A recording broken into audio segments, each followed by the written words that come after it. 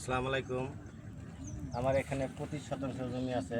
এখানে আমি 3 কেজি পেঁয়াজের দানা ছিটাবো চারার জন্য, চারা তৈরি করার জন্য, পেঁয়াজের চারা তৈরি করার জন্য 3 কেজি পরিমাণ পেঁয়াজের বীজ ছিটাবো।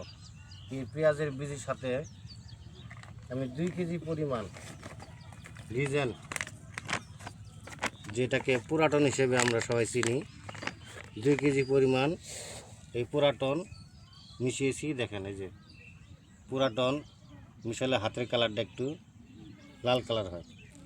পুরাটন সুন্দরভাবে আমি মিশিয়েছি যেন কোনো পোকামাকড় এই বীজটা যেন নষ্ট না করতে পারে। তারপরে এখানে নিয়েছি পটাশ 12 কেজি পরিমাণ পটাশ। এর সাথে মিশাইছি 2 কেজি রোটন বিষ, রোটন শিকড় বর্ধক হরমোন। এটা দিলে পেঁয়াজের চারাতে অনেক পরিমাণ শিকড় হবে, মজবুত হবে। পেঁয়াজের চারা এগুলো অনেক মজবুত শক্তিশালী হবে। তারপরে মিশাইছি বিঙ্গো বোরন 20% হাফ কেজি।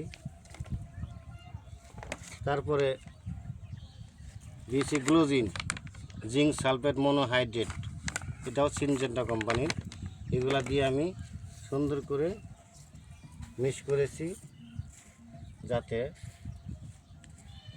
সমানভাবে মিশ্রিত হয়। যদি ভালোভাবে মিক্স করা না হয় তাহলে জমি উর্বরতা এক জায়গায় কম, এক জায়গায় বেশি হবে। এই জন্য ভালোভাবে এগুলা মিশাইতে হবে।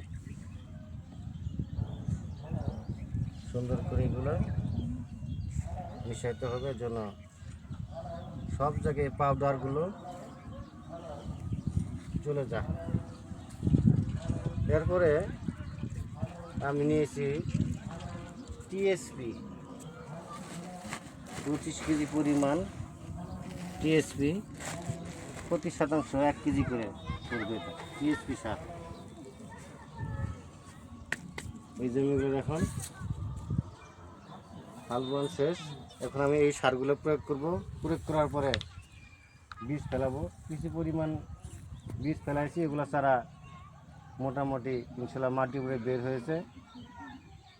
যদি কারো পেঁয়াজের চারা লাগে অবশ্যই মাস্টারবাড়ি নার্সারি, জামতল, সারিকান্দি, বগুড়া এই ঠিকানায় যোগাযোগ করবেন।